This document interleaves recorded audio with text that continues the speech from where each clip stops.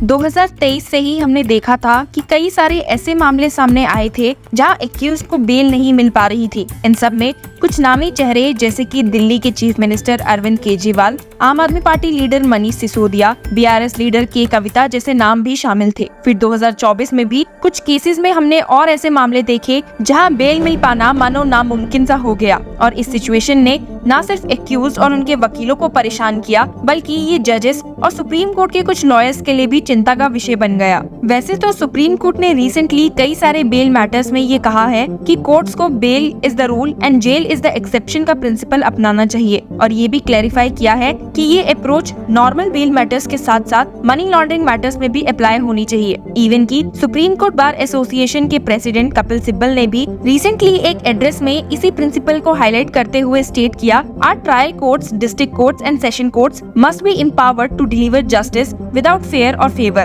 If those at the grassroots level cannot withstand pressure, the entire political system's integrity is at risk. Supreme court के हाल ही में दिए गए कई सारे ऐसे वर्डिक्ट्स जहां पर बेल को रीअफर्म किया गया, उन्हें पॉइंट आउट करते हुए सिब्बल ने कहा है, The reluctance of trial court and district courts to grant bail in significant cases is a symptom of a deeper problem. Throughout my career, I have rarely seen bail granted at this level. This issue is not just my observation. The Chief Justice of India has also noted that the higher courts are overloaded with bail matters because at the lower levels, bail is treated as an exception. Naturally, the granting of bail depends on the specific facts and circumstances of each case. उनके इन्हीं statements के बाद अब हर जगह इन cases को लेकर हलचल हो रही है। यहाँ तक कि कई एक्यूज्ड अपनी बेल की सुप्रीम कोर्ट में भी अपील फाइल करने लग गए हैं। जैसे कि स्वाति मालीवाल केस में विभव कुमार की बेल प्ली भी सुप्रीम कोर्ट में मंडे को सुनी जाने वाली है। अब ये बदलाव देखा गया है क्योंकि एक्यूज से लेकर आम आदमी पार्टी की परेशानी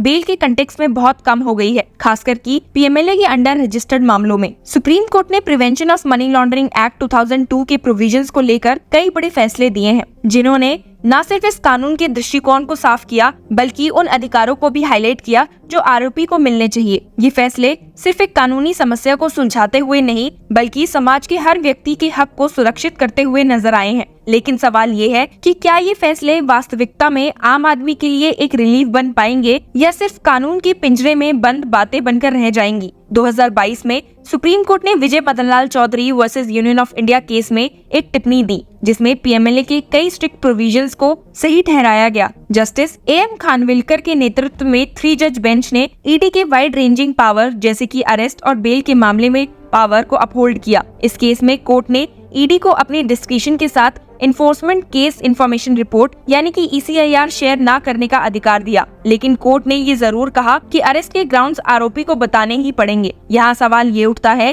कि जब एक तरफ कानून के तेवर सख्त हो रहे हैं तो क्या दूसरी तरफ आरोपी के हक भी उतनी ही मजबूती से प्रोटेक्ट किए जा रहे हैं। सेक्शन 19 के तहत ईडी को किसी भी व्यक्ति को अरेस्ट करने का अधिकार है अगर उन्हें लगता है कि व्यक्ति मनी लॉन्ड्रिंग में शामिल है, लेकिन Pankaj Bansal versus Union of India 2023 case में सुप्रीम कोर्ट ने ये साफ किया कि आरोपी का फंडामेंटल राइट आर्टिकल 20 के तहत प्रोटेक्ट करना जरूरी है। इस केस में कोर्ट ने कहा कि अरेस्ट के रिटन ग्राउंड्स प्रोवाइड करना as a matter of course and without exception होना चाहिए। इसका मतलब ये है कि अगर अरेस्ट के ग्राउंड्स क्लियर नहीं है तो ऐसे अरेस्ट को कानूनी दृष्टि से इलीगल माना जाएगा। बेल और अंडर ट्रायल प्रिजनर्स की कंडीशंस पर भी सुप्रीम कोर्ट का एक लैंडमार्क जजमेंट हमें सुनने को मिला है। सुप्रीम कोर्ट ने एक और महत्वपूर्ण टिप्पणी the section 436A of the CRPC को पीएमएलए पर लागू करते हुए। इस सेक्शन के तहत अगर कोई व्यक्ति अपने एलिज्ड ऑफेंस के मैक्सिमम इम्प्रिजनमेंट पीरियड के आधे समय तक जेल में है तो उसे बेल मिलना चाहिए। Ajay Ajit Peter Kerkar versus directorate of enforcement case में 16 मई 2024 को कोर्ट ने इस प्रिंसिपल को अपहोल्ड किया,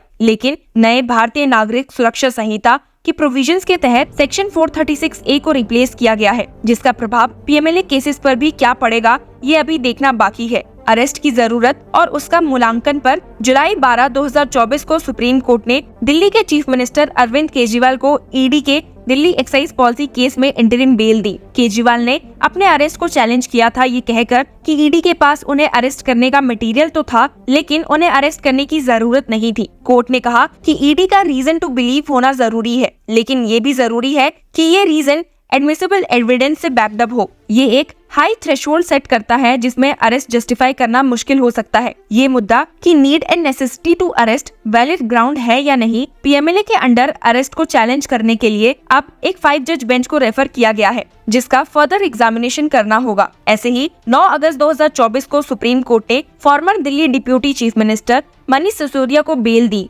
दिल्ली एक्साइज पॉलिसी केस में। इस केस में कोर्ट ने सेक्शन 45 ऑफ द पीएमएलए के स्ट्रिंजेंट ट्विन कंडीशंस को एड्रेस किया, जिसमें एक्यूज को अपनी इनोसेंस प्रूव करनी पड़ती है और ये भी दिखाना पड़ता है कि उसके रीऑफेंड करने के चांसेस नहीं है। कोर्ट ने कहा कि अगर एक्यूज ने ट्रायल के बिना प्रोलॉन्ग्ड इनकार्सिनेशन फेस किया है तो इन कंडीशंस को रिलैक्स किया जा सकता है। सुप्रीम कोर्ट ने इन सभी केसेस के साथ एक और केस में विमेन के लिए बेल एक्सेप्शंस पर भी जोर दिया। 27 अगस्त 2024 को सुप्रीम कोर्ट ने बीआरएस लीडर की कविता को एक्साइज पॉलिसी केस में बेल दी। कोर्ट ने सेक्शन 45 ऑफ द पीएमएलए के अंडर एक एक्सेप्शन इन्वोक किया जो वुमेन को बेल प्रोवाइड करने का प्रोविजन रखता है अगर स्पेशल कोर्ट ऐसा ऑर्डर करे। बेंच ने दिल्ली हाई कोर्ट के पहले के फैसले को क्रिटिसाइज किया जिसमें कविता के एजुकेशनल बैकग्राउंड पर उन्हें बेल डिनाई की गई थी। कोर्ट ने कहा कि जज ने टोटली मिसडायरेक्ट हरसेल्फ करते हुए वुमेन के प्रोटेक्शन के लिए दिए गए एक्सेप्शन को इग्नोर किया है। आपकी जानकारी के लिए बता दूं कि सुप्रीम कोर्ट ने Prem Prakash versus Union of India 2024 case में सेल्फ इंक्रिमिनेशन का मुद्दा वापस उठाया। Section 50 of the PMLA ED को ये अधिकार देता है कि वो इंडिविजुअल्स को इन्वेस्टिगेशन के दौरान समन कर सके और उनके स्टेटमेंट्स ले सके। पहले विजय मदनलाल केस में कोर्ट ने कहा था कि ये प्रोविजन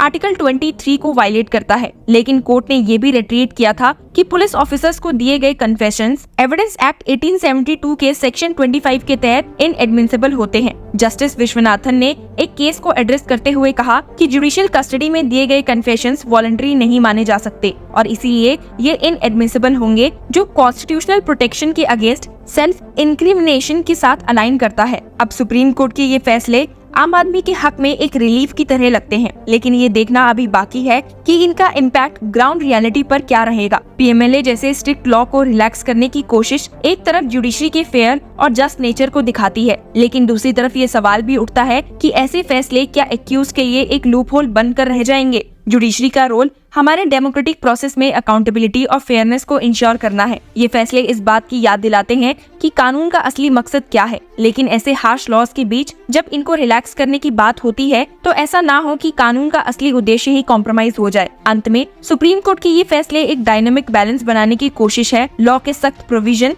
और व्यक्ति के फंडामेंटल राइट्स के बीच। अब ये देखना होगा कि जुडिशरी का ये बैलेंस कैसे ग्राउंड लेवल पर एक्चुअल रिलीफ दे सकता है और आम आदमी की उम्मीदों को कैसे सार्थक कर सकता है। आपका इस पर क्या कहना है? Share with us and keep following law Chakra for the updates of bail cases in Supreme court.